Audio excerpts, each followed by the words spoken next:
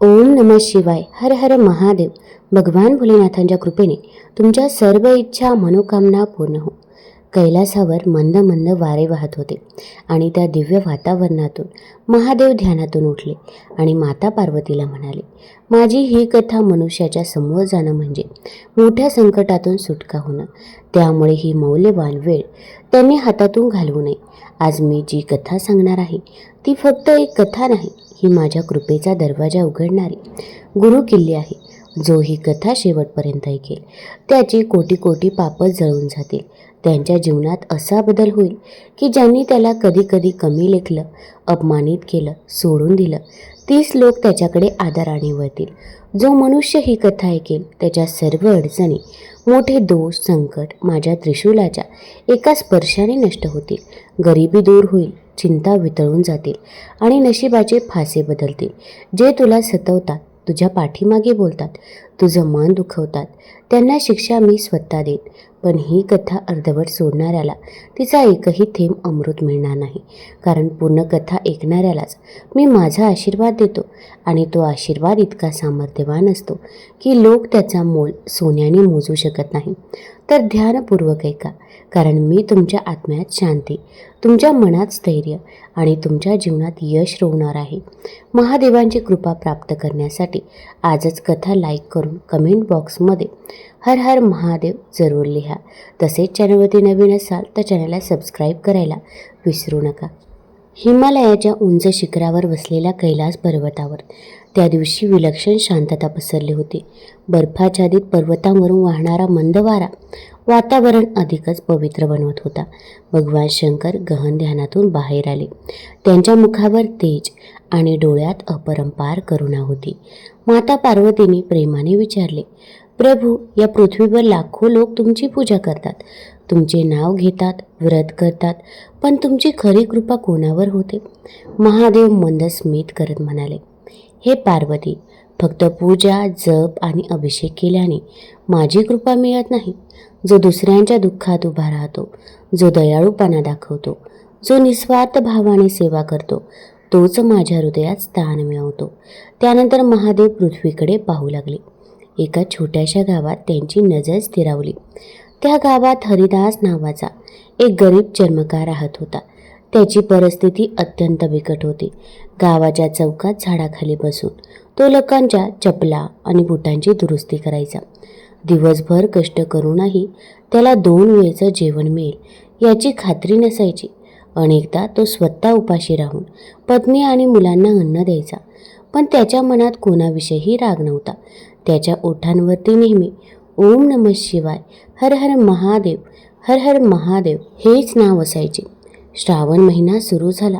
गावातून दररोज कावड यात्रा निघत होती. भक्त मोठ्या आनंदाने महादेवांचं भजन गात मंदिराकडे जात होते. हरिदास त्यांच्याकडे पाहत राहिला. त्याच्या मनात विचार आला, काश मलाही एकदा महादेवांना गंगाजल अर्पण करता आले असते तर. पण लगेचच त्याच्या डोळ्यात पाणी आले. घर चालवण्यासाठीच पैसे अपुरे पडत होते. मग कावड घेण्यासाठी पैसे कोठून आणणार? त्या रात्री त्याने पत्नीसमोर आपली इच्छा व्यक्त केली. पत्नी म्हणाली, आपण गरीब आहोत, पण श्रद्धेने श्रीमंत आहोत. रोज थोडे थोडे पैसे साठवू.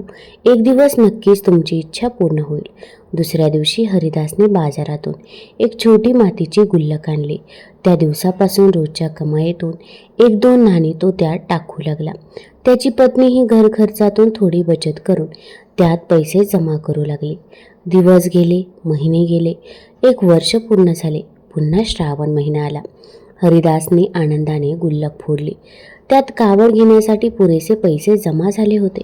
त्याने सुंदर कावड तयार केली, फुलाने सजवली आणि गंगाजल आणण्यासाठी निघाला. गंगाजल भरून तो महादेवांच्या मंदिराकडे निघाला. त्याच्या चेहऱ्यावर विलक्षण आनंद होता. प्रत्येक पावलागणिक तो हर हर महादेव, हर हर महादेव असा जयघोष करत होता. कैलासावरून हे दृश्य पाहून माता पार्वती आनंदित झाल्या. पण महादेव म्हणाले, हे पार्वती, आता वेळ आली आहे त्याच्या भक्तीची परीक्षा घेण्याची. असे म्हणत भगवान शंकर एका अशक्त, वृद्ध आणि तहानेने व्याकुळ झालेल्या भिकाऱ्याचे रूप धारण करून त्या रस्त्याच्या कडेला बसले ज्या मार्गाने हरिदास मंदिराकडे जात होता. आणि इथून सुरू झाली एका भक्ताच्या जीवनातील सर्वात मोठी परीक्षा. रस्त्याच्या कडेला बसलेला तो वृद्ध अतिशय अशक्त दिसत होता. त्याचे कपडे फाटलेले होते, चेहरा कोमजलेला होता आणि ओठ कोरडे पडले होते. तो वारंवार आजूबाजूला पाहत होता, जणू कोणीतरी त्याची मदत करेल या आशेने. त्या मार्गाने अनेक कावडधारी भक्त जात होते. प्रत्येकाच्या खांद्यावर गंगाजलाने भरलेली कावड होती.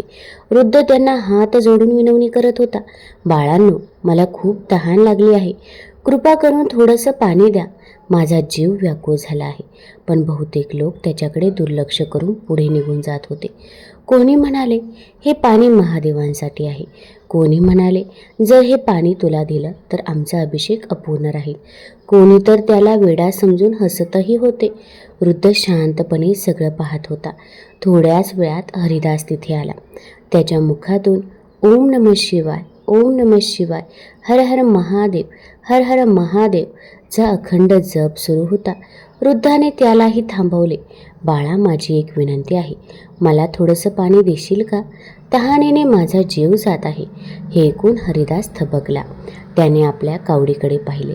एक वर्षभर साठवलेले पैसे, एक वर्षभर जपलेले स्वप्न, महादेवांना जलाभिषेक करण्याची तीव्र इच्छा आणि समोर तहानेने व्याकुळ झालेला वृद्ध.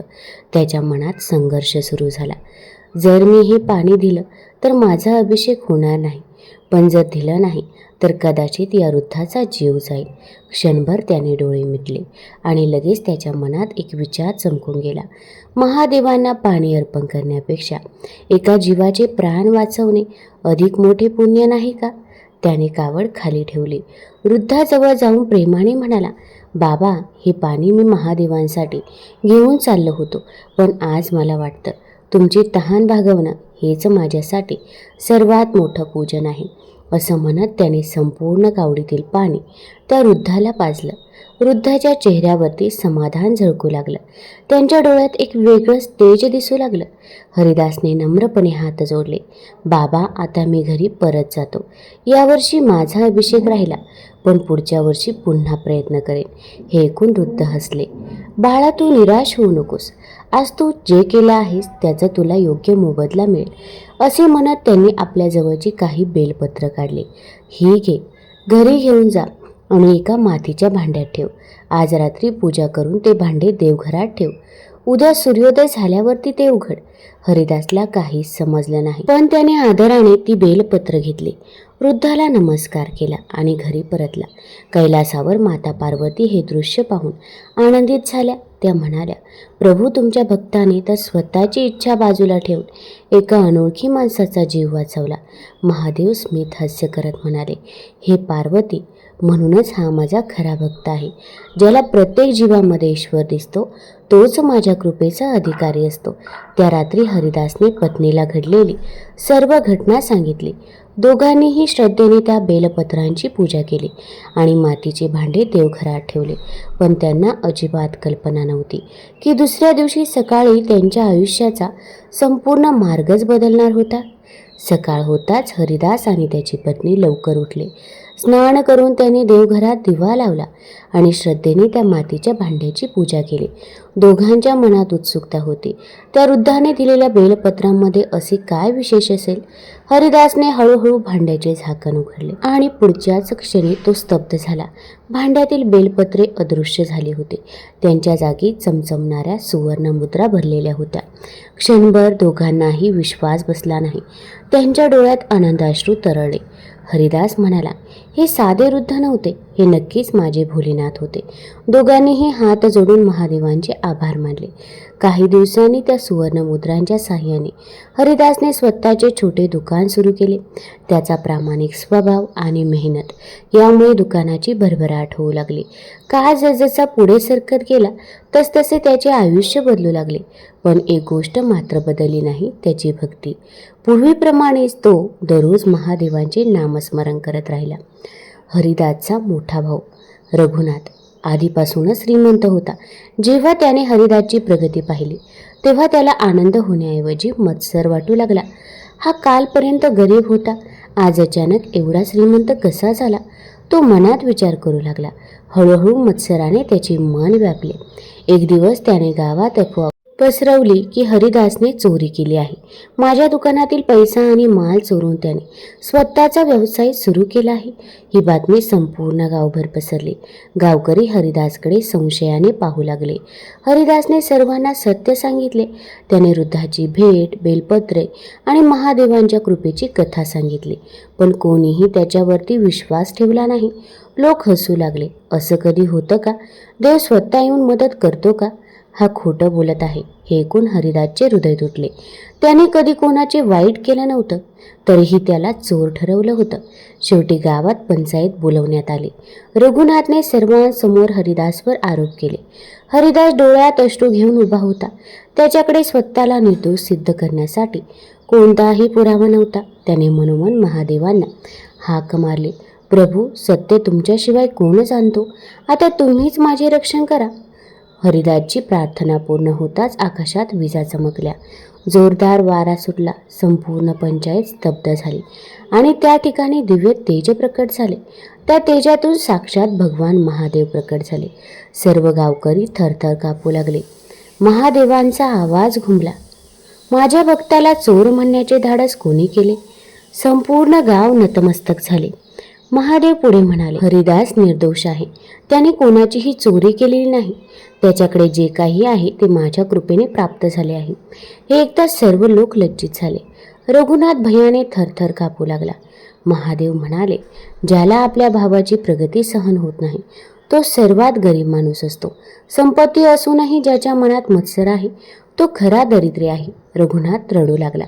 त्याने हरिदासची आणि महादेवांची माफी मागितली. महादेवाने हरिदासकडे प्रेमाने पाहिले. वत्सा, मी तुझ्यावर प्रसन्न आहे. माग, तुला जे हवे ते माग. हरिदास नम्रपणे म्हणाला, प्रभू, मला धन, वैभव किंवा सत्ता नको. फक्त तुमचे नाव माझ्या श्वासात राहू द्या. माझ्या जीवनाच्या शेवटच्या क्षणापर्यंत तुमचे स्मरण माझ्या ओठांवर असू दे. महादेव आनंदाने म्हणाले, तथास्तु. आशीर्वाद देऊन ते अदृश्य झाले. त्या दिवसानंतर गावातील लोकांचे जीवन बदलले. त्यांना समजले की खरी भक्ती म्हणजे फक्त पूजा नव्हे. खरी भक्ती म्हणजे दया. खरी भक्ती म्हणजे सेवा. खरी भक्ती म्हणजे दुसऱ्याच्या दुःखात धावून जाणे. आणि जिथे निस्वार्थ प्रेम असते तिथेच भगवान शिवांचा वास देखील असतो. देवाला मोठे नैवेद्य, महागडे अभिषेक किंवा दिखाऊ भक्ती नको असते. देवाला प्रिय असते निर्मळ मन, दयाळू हृदय आणि निस्वार्थ सेवा. जो प्रत्येक जीवामध्ये ईश्वर पाहतो त्याच्यावर देवाची कृपा ही सदैव राहते. तुम्हाला जर ही कथा आवडली असेल तर चॅनल लाईक करा, सबस्क्राईब करा आणि आपल्या मित्रपरिवारासोबत जरूर शेअर करा. धन्यवाद.